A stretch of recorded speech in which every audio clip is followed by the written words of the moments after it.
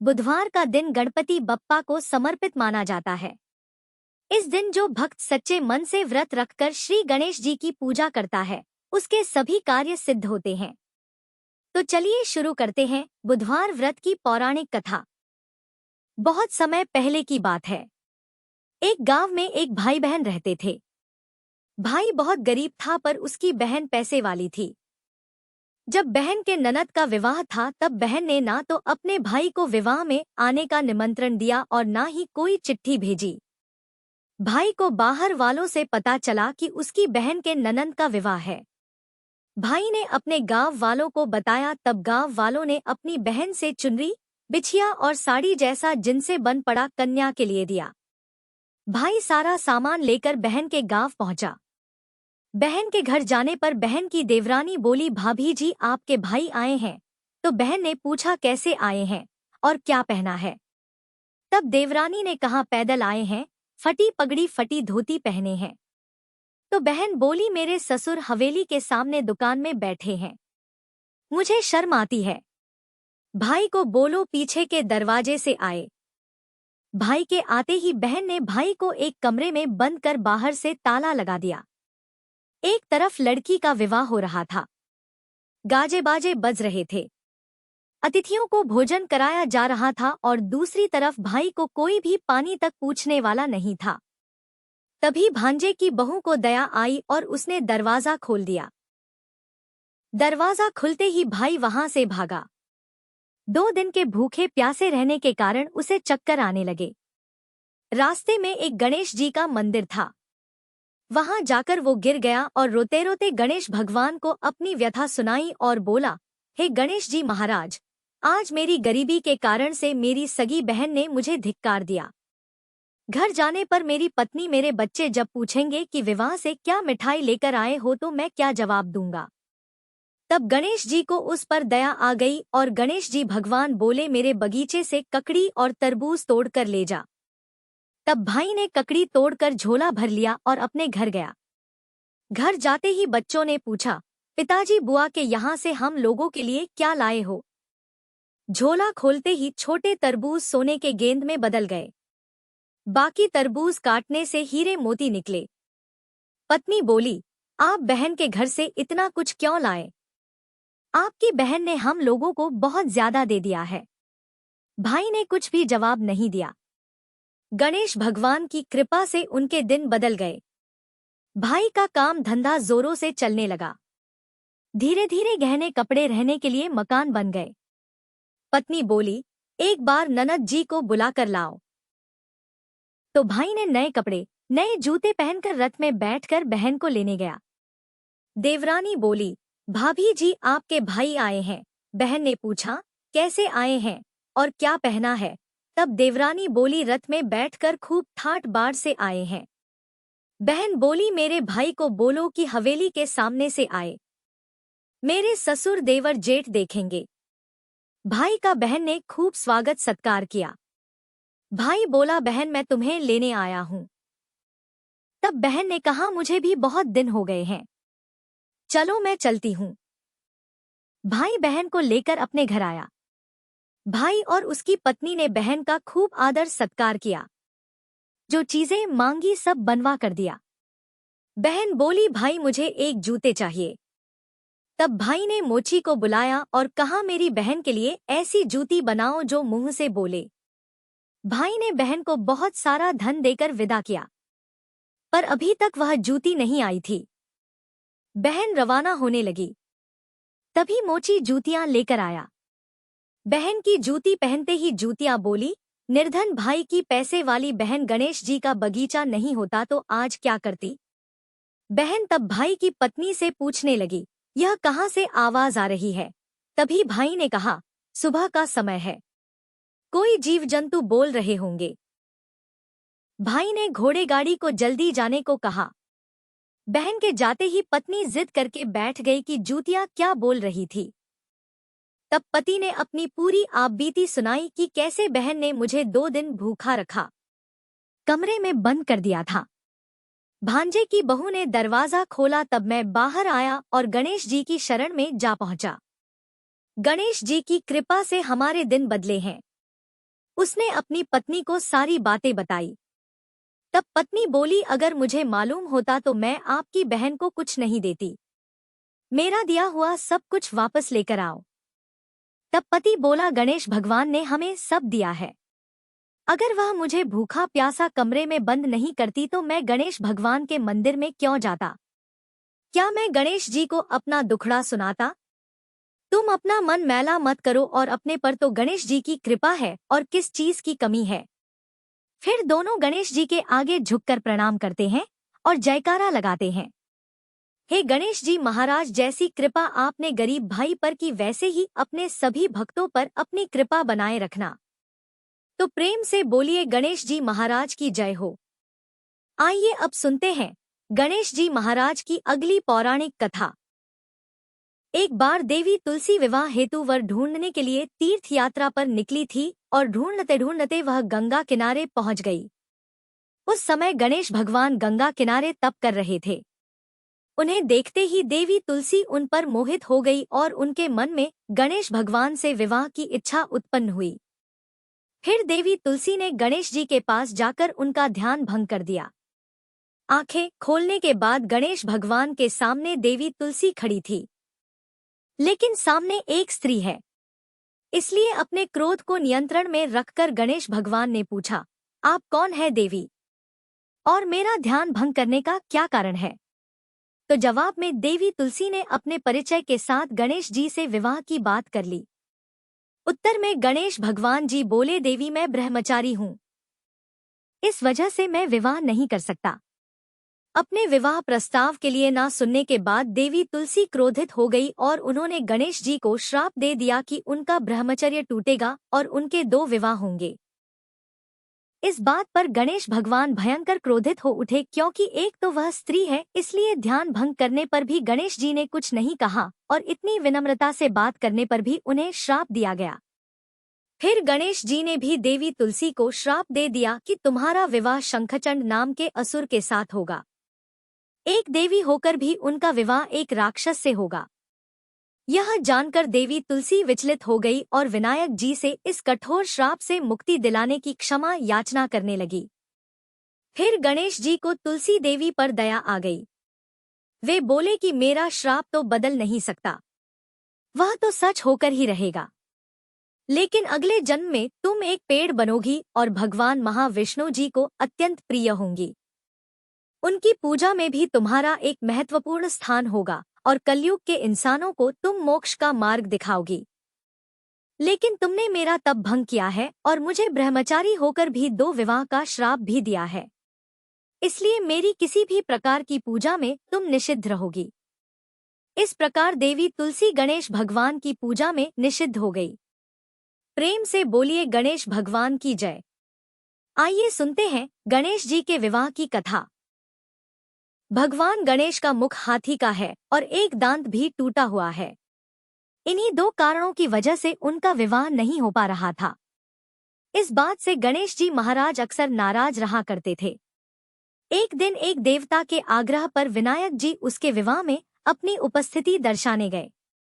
विवाह स्थल पर पहुंचने के बाद कुछ देवताओं ने मिलकर गणेश भगवान का समय पर विवाह न होने के कारण उपहास किया, जिससे गणेश जी बहुत ही अधिक नाराज हो गए।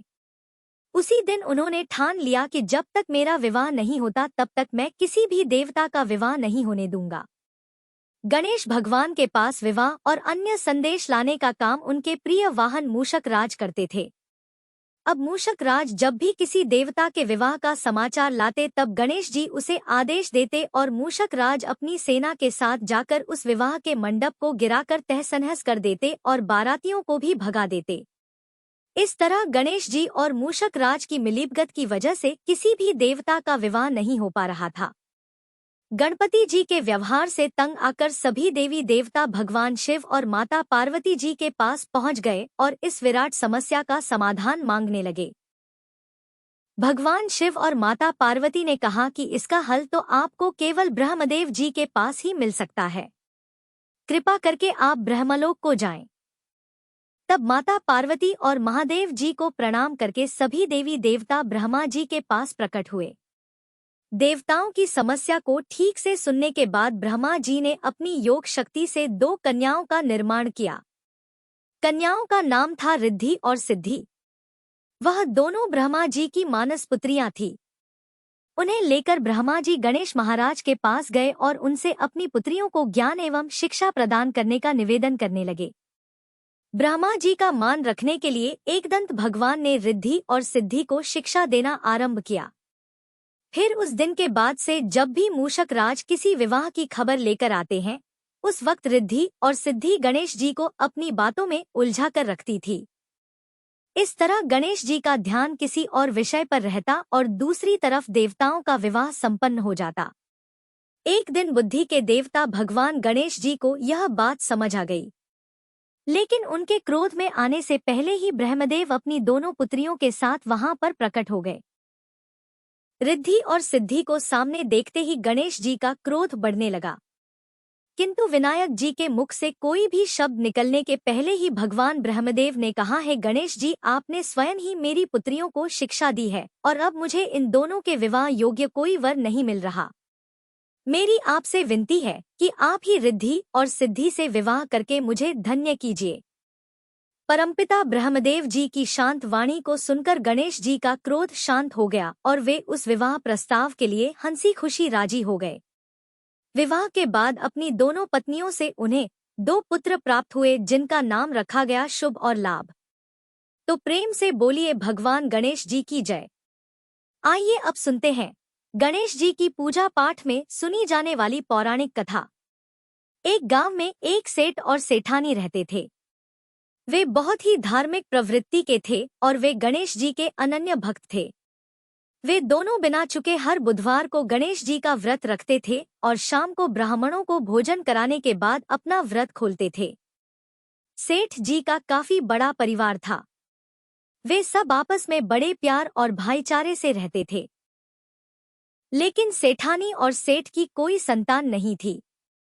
इस विषय पर परिवार और गांव के लोग आपस में बहुत बातें किया करते थे। सभी लोग सेठानी को बांझ बुलाते थे। यह सभी बातें सुनकर सेठ और सेठानी बहुत दुखी होते थे। एक बुधवार के दिन सेठ और सेठानी भगवान गणेश जी की पूजा संपन्न करा के मंदिर से बाहर आ रहे थे। तभी उन्हें सीढ़ियों पर एक छोटा सा बच्चा अकेले बैठा हुआ दिखा। बालक को देखते ही दोनों उसके पास गए और पूछा कि तुम्हारे माता पिता कहाँ हैं?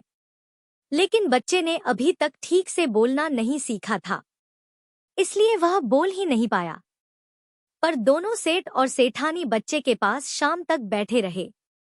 तब तक पंडित जी और सेठ जी और उनके नौकरों ने आसपास जाकर बच्चे के माता पिता को खोजने की कोशिश की, लेकिन उन्हें बच्चे के माता पिता या बच्चे खोने की कोई खबर ही ना मिली। फिर पंडित जी ने सेठ और सेठानी को वह बच्चा अपने घर ले जाने के लिए कह दिया। साथ में यह भी कहा कि अगर बच्चे के माता पिता यहाँ पर आते हैं तो मैं स्वयं उन्हें आपके पास ले आऊंगा। तब सेठ और सेठानी की खुशी का ठिकाना नहीं रहा। वे दोनों खुशी खुशी उस नन्हे बालक को अपने साथ घर ले गए। सेठानी ने बच्चे का नाम अपने आराध्य भगवान श्री गणेश जी के नाम पर गणेश रख दिया और बड़े ही प्यार और दुलार से उसका पालन और पोषण करने लगे। कुछ दिनों के बाद उसी गांव में एक ठग पति पत्नी आए। उनका इरादा गांव के सबसे अमीर आदमी को ठगने का था। वे दोनों ठग गणेश मंदिर की सीढ़ियों पर बैठकर सोच विचार कर रहे थे। तभी वहां पर पंडित जी आ गए और गांव में अनजान लोगों के दिखते ही उनसे पूछा कि क्या आपका बच्चा खो गया है? दोनों चोरी चकारी के लिए बहाना ढूंढ रहे थे, इसलिए उन दोनों ने तुरंत ही हाँ कह दिया। तब पंडित जी ने कहा कि चिंता की कोई बात नहीं है, आपका बच्चा एक सेठ जी के घर पर पल रहा है। पंडित जी उन दोनों ठग को सेठ जी के घर पर ले गए। गणेश के माता पिता आ गए हैं। यह खबर सुनकर सेठ और सेठानी बहुत दुखी हुए।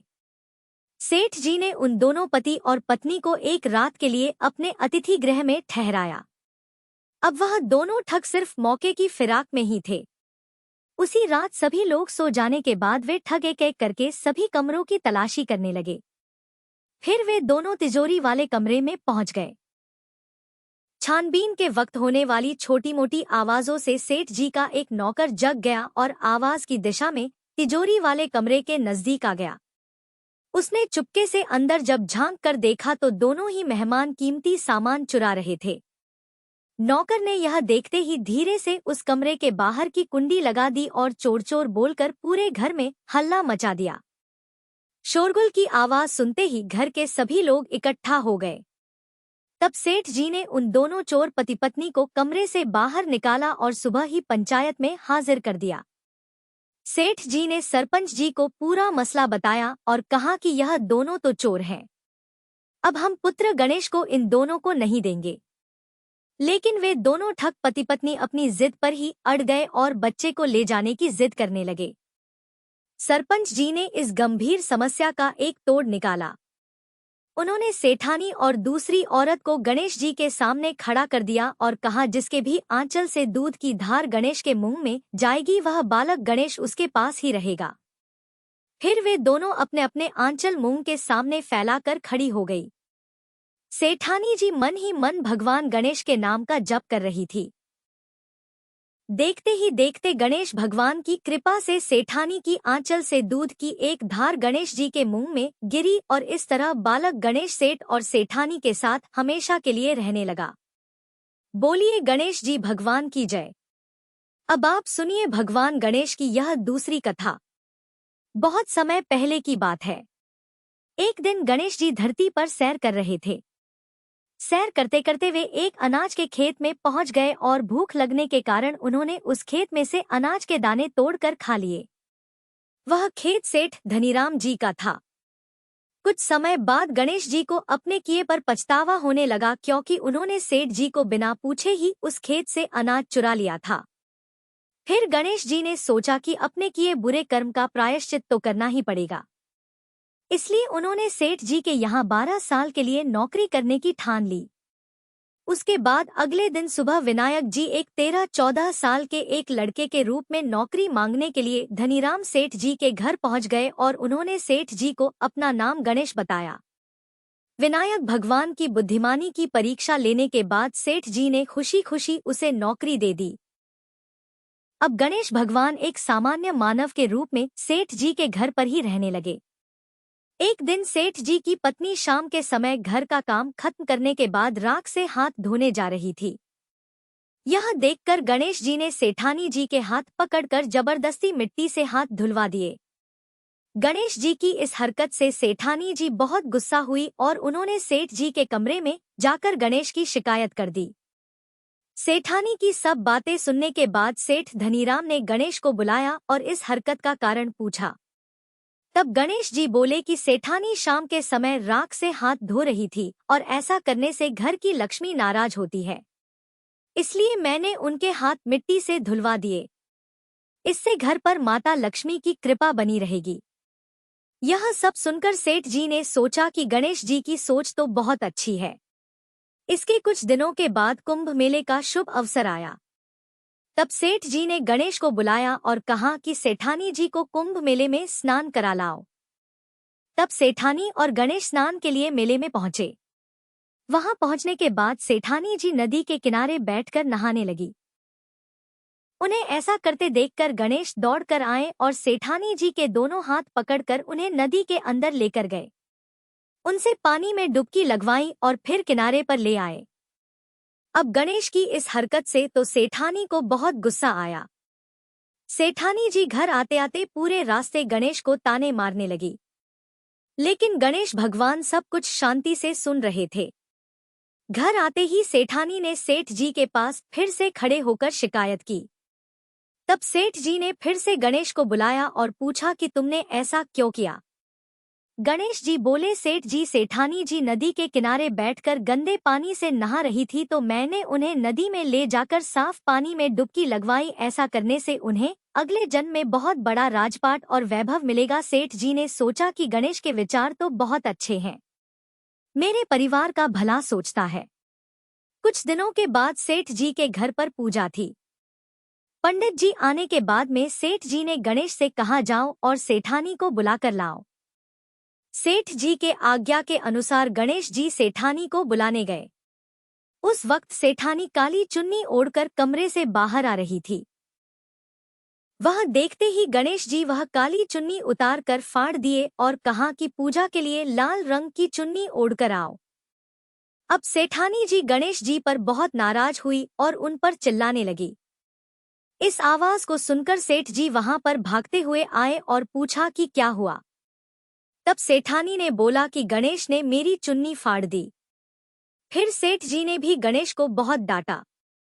जवाब में गणेश जी ने कहा कि सेठ जी पूजा में कभी भी काला वस्त्र नहीं पहनते, इससे शुभ काम सफल नहीं होते, इसलिए मैंने ऐसा किया।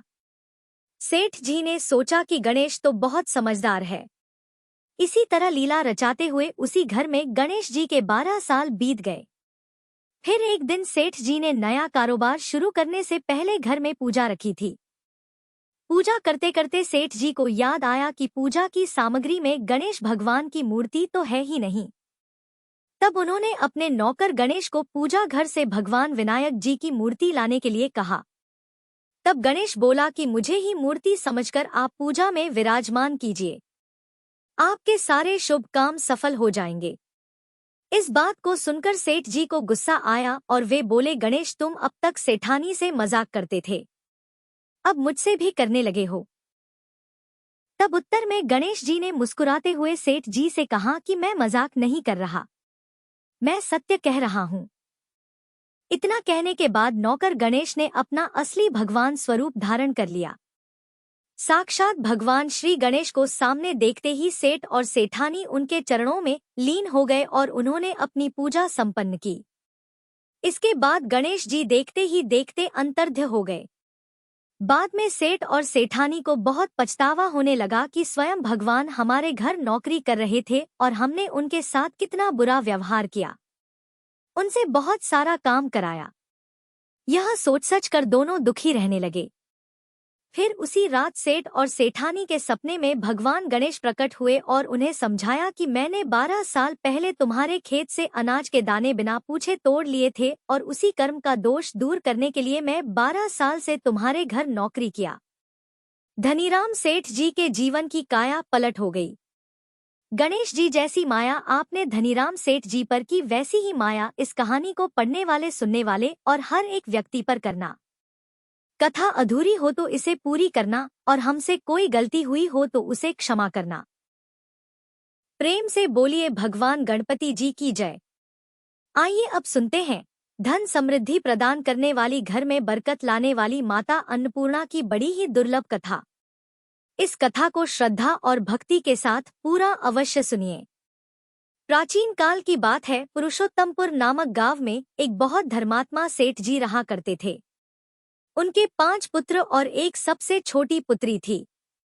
उसका नाम गौरी था। सेठ जी का भरा पूरा परिवार था। सेठ जी ने अपने सभी 5 पुत्रों का विवाह कर दिया था और जब छोटी बेटी गौरी विवाह के योग्य हुई तो उन्होंने उसका विवाह एक दूसरे नगर के अपने ही समान धनी परिवार में कर दिया। अब सेठ जी की पुत्री गौरी दुल्हन बनकर जिस घर में गई, वहां उसका पति अपने माता पिता का इकलौता पुत्र था। अब गौरी बड़ी ही प्रसन्नता पूर्वक अपने ससुराल में रहने लगी। गौरी बड़ी ही सदाचार, गुणवान तथा रूपवती थी। एक दिन की बात है, जब 1.25 महीना हो गया तब सास ने गौरी को रसोई संभालने के लिए दे दिया। रसोई की सारी बातें समझा दी। गौरी अपनी सासू माँ के पांव छूकर रसोई में प्रवेश करती है। तब सास ने कहा, बहू रोज सुबह जल्दी उठकर पूजा पाठ करके रसोई में प्रवेश करना, फिर खाना बनाना। रोटी बनाते समय पहली रोटी गाय को और अंतिम रोटी कुत्ते की बनाना मत भूलना।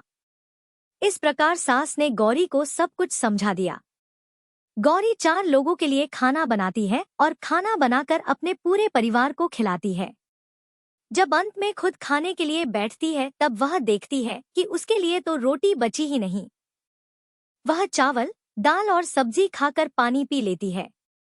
अब जब शाम होती है तब गौरी ने सुबह से ज्यादा आटा लगाया और रोटी सब्जी बनाकर रख दी। जब रात्रि में सब लोग खा लेते हैं तो फिर से जब गौरी खाने के लिए बैठी रोटी का डब्बा खोलती है तो उसमें एक भी रोटी नहीं थी। यह देखकर उसे बड़ा ही आश्चर्य होता है कि उसने तो सुबह से भी ज्यादा आटा लगाया था लेकिन रोटियां बची ही नहीं। अब वह सिर्फ सब्जी खाकर पानी पीकर सो जाती है। अगले दिन फिर उसने कल से 2 गुना ज्यादा आटा लगाया और रोटियां बनाई लेकिन फिर से उसे रोटी नहीं मिली। सभी रोटियां खत्म हो गई थी। अब उस दिन भी आधे पेट खाना खाकर ही उसे रहना पड़ा। इसी प्रकार गौरी चाहे जितना भी आटा लगाती रोटियां उसे नहीं मिलती। यह हर रोज का काम हो गया था। वह सोचने लगी आखिर कौन नहीं चाहता कि मैं रोटियां नहीं खाऊं, मैं पेट ना भरूं। गौरी इस आस में आटा ज्यादा गूंथती कि किसी ना किसी दिन तो उसे रोटियां मिलेंगी, किंतु ऐसा नहीं होता है। ऐसा करते करते वह बहुत कमजोर दुबली पतली हो गई। तो दोस्तों, ऐसे ही एक दिन की बात है जब गौरी रसोई में सब्जियां काट रही थी तो गलती से चाकू से उसका हाथ कट जाता है और वह रोटियां नहीं बना पाती। तो उसकी सासू माँ ने कहा, बहू रहने दो, आज मैं रोटियां बना देती हूँ। तो गौरी ने कहा, नहीं सासू माँ, आप आटा लगा दीजिए, मैं रोटियां बना दूंगी। तो दोस्तों, उस दिन सासू माँ ने आटा लगाया और फिर बहू को दिया। बहू रोटियां बनाकर रख देती है। घर के सभी सदस्य रात के समय जब खाना खाने लगते हैं, सब लोग जब खाना खा लेते हैं, तब बारी आती है गौरी की। तो वह बहुत दुखी मन से खाना खाने बैठती है। वह सोचती है, आज तो सासू माँ ने आटा गूंथा है, वह भी बहुत कम। आज तो मेरे लिए रोटियां बची ही नहीं होंगी। यह सोचकर बहू मन ही मन बहुत दुखी होती है। किंतु जब वह रोटी के डिब्बे को खोलती है तो उसने देखा कि उसमें 4-5 रोटियां पड़ी है। यह देखकर बहू बहुत खुश होती है। अब क्या था, ऐसे ही 7 दिनों तक बहू की सासू माँ आटा गूंथने लगी और बहू रोटियां बनाती थी। बहू को रोज रोटियां मिलने लगी। इन 7 दिन बहू ने भर पेट खाना खाया। जब 8वां दिन आया तो बहू का हाथ भी ठीक हो गया था। तब सासू माँ ने कहा कि गौरी बेटा, क्या मैं आज आटा गूंथ दूं या फिर तुम आटा गूंथ लोगी? तब गौरी ने कहा, नहीं माँ, मेरा हाथ अब ठीक हो गया है, मैं आटा गूंथ दूंगी। उस दिन गौरी ने आटा गंथा और रोटियां बनाई। सबको प्रेम पूर्वक खाना खिलाया। जब उसके खाने की बारी आई तब उसने देखा कि रोटी के डिब्बे में तो रोटी है ही नहीं, पूरी रोटी खत्म हो गई। यह देखकर वह गौरी बहुत ही आश्चर्य में पड़ जाती है। वह सोचती है, जब तक सासू माँ ने आटा लगाया तब तक तो मुझे रोटियां मिलती थी, लेकिन जब से मैं आटा गूंथने लगी तो मुझे रोटियां ही नहीं मिलती, जबकि सासू माँ मुझसे बहुत ही कम आटा गूंथती। इसके बाद भी पूरा परिवार उसमें खा लिया करता था। ऐसी क्या बात है? यह सारी बातें सोचकर गौरी बहुत ही परेशान हो जाती है और दिन भर दुखी रहती थी। एक दिन की बात है, गौरी के पति ने गौरी से पूछा कि गौरी, तुम इतना उदास क्यों रहती हो? इतना सारा धन संपत्ति सब तुम्हारा ही तो है, तुम्हें रोकने टोकने वाला कोई नहीं है, तुम अपने मन से अपनी पसंद का भोजन बनाकर खाती हो, तुम दिन प्रतिदिन इतनी कमजोर कैसे होती जा रही हो? गौरी ने लाज और संकोच से अपने पति को कुछ नहीं बताया। तब उसके पति ने सोचा कि शायद उसकी पत्नी को उसके माता पिता की याद आ रही है। इसलिए अगले दिन गौरी का पति अपने माता पिता से कहता है कि पिताजी, मुझे लगता है कि गौरी को उसके माता पिता की याद आ रही है, मैं उसे उसके मायके ले जाकर सबसे मिलवा लाता हूँ। अपने बेटे की बात सुनकर गौरी के सास ससुर तैयार हो जाते हैं और उसे जाने की अनुमति दे देते हैं और कहते हैं, बेटा, यदि बहू को अपने माता पिता से मिलकर प्रसन्नता होती है तो अवश्य ही तुम उसे उसके मायके ले जाओ। अब गौरी का पति अपनी पत्नी को लेकर उसके मायके जाता है। दामाद और बेटी को देखकर उनका बहुत ही आबगत होता है। तरह तरह के व्यंजन बनाए जाते हैं, उन्हें खिलाए जाते हैं, बहुत सेवा सत्कार होता है। उसी दिन रात्रि में समय मिलने पर गौरी की माँ ने अपनी बेटी को कोने में ले जाकर पूछा, बेटी, तुम इतनी दुब्बली पतली कैसे हो गई? तुम तो बहुत ही कमजोर दिख रही हो। क्या बात है? तुम्हें कौन सी बात खाए जाती है? क्या तुम्हारे ससुराल वाले तुम्हारी चिंता नहीं करते? तुम्हें दुख देते हैं, या ऐसी कौन सी बात है जिससे तुम्हारी यह दशा हो गई है? अपनी माँ की बात सुनकर गौरी अपनी सारी परेशानी, सारी चिंताएं, सब कुछ बताती है। अपनी बेटी की बात सुनकर गौरी की माँ ने कहा, बेटी, हमें लगता है माता अन्नपूर्णा तुमसे नाराज हो गई है। इस विषय में तो मैं कुछ नहीं कर सकती, क्योंकि तुम्हारे ससुराल में हमारा बोलने का कोई अधिकार नहीं है। इसलिए मैं तो कहूंगी कि तुम यहाँ से जाने के बाद इस विषय में अपनी सास और ससुर से बात करना। वही कुछ हल बताएंगे और तुम्हारी समस्या का समाधान होगा। बेटी, माँ अन्नपूर्णा जिससे नाराज होती है उसके साथ ऐसा ही होता है। अब अपनी माँ की बातें सुनकर गौरी निश्चय करती है कि वह सारी बातें अपनी सासू माँ से कहेगी। अब जब सुबह का समय होता है तो गौरी अपने माता पिता से विदाई लेकर अपने ससुराल आ जाती है, और ससुराल आने के बाद वह अपने सासुर और पति से सारी बातें कह सुनाती है। वह कहती है, माँ जी, जब से मैंने रसोई संभाला है, मैं खाना बनाती हूँ, तब से मुझे एक भी दिन रोटियां नहीं बचती। मैं बिना खाए ही सो जाती हूँ। किसी किसी दिन पानी पीकर ही सो जाती हूँ। किसी किसी दिन चावल सब्जी खाती हूँ। रोटी तो मुझे मिलती ही नहीं है। और माँ जी, आपको याद है मेरा हाथ कटा था, तब आप उस समय आटा गूंथा करती थी, और वह भी बहुत कम। फिर भी मेरे लिए रोटियां बचा करती थी और मैं भर पेट खाना खाती थी। लेकिन अब जब मेरे हाथ का घाव ठीक हो गया, तब से मैं फिर से आटा गूंथने लगी और रोटियां बनाने लगी। अब मेरे लिए फिर से रोटियां नहीं बचती। मैं आधे पेट ही खाना खाती हूँ। अपनी बहू की बातें सुनकर सास को सब कुछ समझ में आ गया। उसने कहा, बहू, यह शायद मेरी ही गलती है। मैंने तुम्हें सब कुछ बताया, सब कुछ सिखाया, लेकिन एक बात तो बताना भूल ही गई।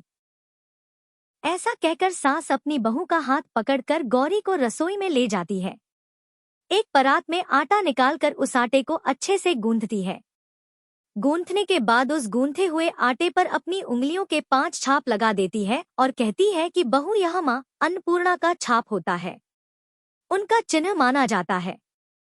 आटा लगाने के बाद कोई भी स्त्री इस तरह छाप लगाती है तो उसके घर में बरकत होती है। इसका अर्थ यह है कि माँ अन्नपूर्णा की कृपा सभी परिवार वालों पर बरसे और कोई भी सदस्य भूखे पेट ना सोए। बहू, मैं तुम्हें ऐसा बताना भूल गई। तुम आटा लगाते वक्त आटे पर अपनी 5 उंगलियों का छाप छोड़ देना और माँ अन्नपूर्णा तुम्हारे ऊपर अवश्य ही कृपा करेंगी। तुम कभी भी खाली भूखे पेट नहीं सोगी। यह बरकत का चिन्ह होता है। अब अपनी सासू माँ की बात सुनकर बहू हर रोज आटा गूंथती और फिर उस पर अपनी 5 उंगलियों की छाप छोड़ देती और फिर रोटियां बनाती। अब बहू को हर रोज रोटियां मिलने लगी। वह भर पेट भोजन करने लगी और स्वस्थ भी हो गई। माँ अन्नपूर्णा की कृपा उस पर बरसने लगी। उसके हाथ में माँ अन्नपूर्णा का वास हो गया। घर पर कोई भी सदस्य भूखा नहीं रहता और जो कोई मेहमान आता या कोई भीख मांगने के लिए भिक्षुक आता, उसे भी वह खाना खिलाकर ही घर से विदा करती। इस प्रकार बहू के ऐसा करने से उसके घर में बरकत होने लगी, अन्न की वर्षा होने लगी। तो प्रिय भक्तजनों, आटे को गूंथकर उस पर 5 उंगलियों का छाप लगाना हमारी पुरानी परंपरा है। यह माता लक्ष्मी जी और माता अन्नपूर्णा का चिन्ह माना जाता है। ऐसा करने से माता अन्नपूर्णा सदा प्रसन्न रहती है और घर वालों पर अपनी कृपा दृष्टि बनाए रखती है। हमारे पूर्वजों से लेकर अब तक यह परंपरा चली आ रही है। सभी माताएं बहनें अपनी 5 उंगलियों की छाप आटे पर अवश्य ही लगाती हैं और मां अन्नपूर्णा से प्रार्थना करती है कि सबका पेट भरना, सबका कल्याण करना और घर में अन्न धन की वर्षा करना। तो प्रेम से बोलिए, अन्नपूर्णा माता की जय। ओम नमः शिवाय। जय माता दी। जय। तो ये थी बुधवार गणपति व्रत की पवित्र कथा, जिसके श्रवण मात्र से ही विघ्न दूर होते हैं और सुख समृद्धि की प्राप्ति होती है। अगर आपको यह कथा अच्छी लगी हो तो वीडियो को लाइक करें, चैनल को सब्सक्राइब करें और कमेंट में गणपति बप्पा मोरया जरूर लिखें। जय श्री गणेश।